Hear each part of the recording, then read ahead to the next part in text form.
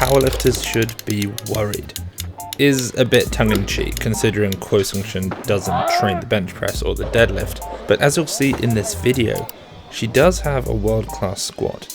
In fact, she could clearly break a world record in the sport of powerlifting if she was able to compete. So the question that I want answering, and that I hope some of you will answer in the comments for me, is if 59 kilo Kuo Hsing-chun competed in powerlifting, what would she squat? And would she be a world champion? I'm hoping that this video brings in general strength enthusiasts, rather than just our regular weightlifting crowd. So if you are new, hello fellow strength lover, I'm Seb, this is Weightlifting House. We do broadcasting, equipment and programming for the sport of weightlifting, or as you may know it, Olympic weightlifting. So that's the snatch and the clean and jerk. And if you want to learn more about this sport, then make sure to subscribe. I don't know a huge amount about powerlifting compared to many of you. I'm far more interested and well versed in the sport of weightlifting, but I have a huge respect for powerlifters. I've trained alongside them and they're amazing. The focus and diligence that they put into their training is impressive, and honestly something I think a lot of weightlifters could learn from. They also, and this comes from my perspective, tend to be a little bit less unhinged at the amateur level than a lot of the weightlifters that I know. I'm sure at the top end though, your guys are just as crazy as ours. But it always blows my mind when I watch a weightlifter like Kuo Hsing-chun, a 5-time world champion, an Olympic champion, a world record holder, how close to or even beyond a world record in what is essentially an accessory lift she's able to get. The current under 57 kilo IPF open division classic world record, from what I gather, and actually I'm not even totally convinced I have the correct number because it seems to differ depending on the source. Good lift differs from open powerlifting, but it looks like it's 185.5 kilos or 408 pounds. And in this video, albeit probably weighing 60 kilos, so already perhaps an unfair comparison, Kuo Hsing-chun squats 190 kilos or 418 pounds relatively fast, enough to double it or add at least 10 kilos to put her at or over the 200 kilo mark. And this to me just seems insane. And in fact, there is a video from several years ago where she does squat 200 kilos in training. And she's in a training hall. She's casual about it. There's a lot going on all around her. It's clearly far from her best, and she sets what would be a world record if done in an IPF meet. So perhaps the powerlifters watching can explain whether this is as amazing as I think it is, or whether there are a multitude of factors, like weight, testing, movement standards, that I'm missing. The thing with weightlifting though is that to some degree we do treat the squat almost as one of the competitive lifts, in terms of how frequently we push it, and how strongly the correlation between the squat and the snatch and the clean and jerk performance can be. For many weightlifters, squat PRs are a pretty good predictor of a competition lift PR a few weeks down the line, and as a result we push the squat hard. For many elite lifters, they train the squat with the same frequency as they do either the snatch or the clean and jerk, so 3 to 5 times per week. I spoke with Carlos Nassar, the 89 kilo world record holder, and his coach about their training. And he squats at least once a day, 7 days a week, and that's pretty standard for weightlifters at such a high level. Of course, there are some differences depending on where you come from. So Asian weightlifters tend to squat with a lower frequency and pull with a higher frequency, but we all care a lot about our squats. By the way, you may have noticed Kuo constantly writing her notes in her training journal.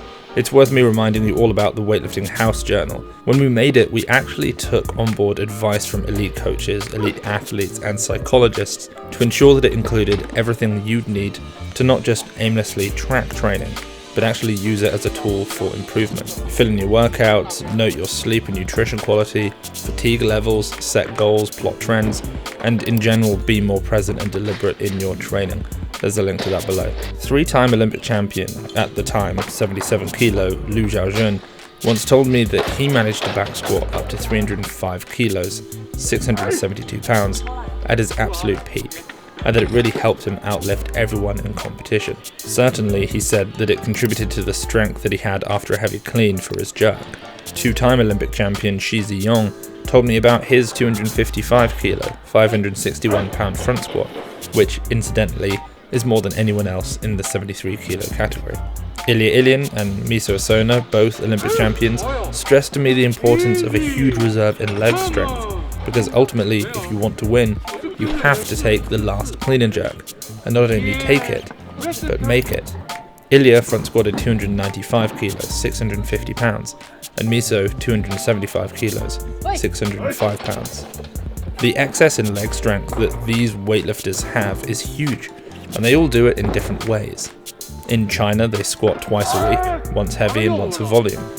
In Eastern Europe, not including Bulgaria, they squat daily, but rarely pass 80%. It's a lot of 3s and 4s at 70 to 80%, Prilipin's chart type stuff. And then of course in Bulgaria or Iran, it's maximum singles all the time. Then there's the Americans, who seem to take a more direct look at auto-regulation in its various forms. So whether that's through RPE, velocity, reps in reserve, as a way to closely monitor overall fatigue and keep the athlete under the correct amount of stress at all times throughout a training cycle. And I imagine it's similar in powerlifting. You've got the West Side twice a week, once heavy, once for speed, variation type of squatting, which incidentally has many similarities to Chinese weightlifters. Then there's the Boris Shako squat your 3s and 4s at 70 to 80% type of lifters, who also incidentally, for a period of time, coached our head coach and founder at weightlifting.ai, Max Ater. And that's very, very similar to the way Eastern Europeans train, straight from the Soviet literature. Then there's the Mike Teixeira or Greg Knuckles reactive training type of training, which in many ways was the leading catalyst for a lot of the current USA weightlifting squat systems. But thinking about it, is there anyone who squats to maximum every day like the Bulgarians? I guess we've got the legend Ivan Jurek, though that seems almost like more of a personal philosophical pursuit. It's almost like a journey of self-inquiry. But anyway, I'm not totally sure where I'm going with all of this, except that it always amazes me the number of styles of training that all seem to work. Powerlifting and weightlifting are amazing, and hopefully we can agree from both sides of the aisle that she is unbelievable at what she does.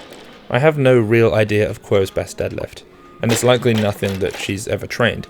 However, I have seen her clean 142 kilos, 312 pounds, power clean high 130 kilos, 286 pounds, and snatch deadlift with a lot of speed up to 130 kilos, also 286 pounds. I'm not saying that she could pull 200 kilos out of the gate, but presumably with a bit of training, that kind of lift would fall pretty quickly. I guess ultimately the most elite athletes in sports could be elite in other sports. It's not like they were a jigsaw piece that only fit into a specific slot, as though Kuo can only pull from the ground in the positions conducive to a clean rather than a deadlift. Or LeBron James couldn't catch a football rather than a basketball, or Ray Johnson couldn't have learned to snatch 200 kilos and be the strongest American weightlifter ever. Elite athletes are more like putty that can plug holes of various shapes and sizes, able to adjust on a dime when needed. Kuo was a great football or soccer player, and a sprinter, and then finally the best weightlifter in the world. Had she only ever discovered powerlifting, she could well be a world champion and world record holder there too. And likewise, there are no doubt powerlifters who walk the planet, who, given the chance and a time machine, could have gone on to beat Shiza Yong, Kuo Hsing-chun, or maybe even Lasha Talakadze. Thanks for watching, make sure to like and subscribe.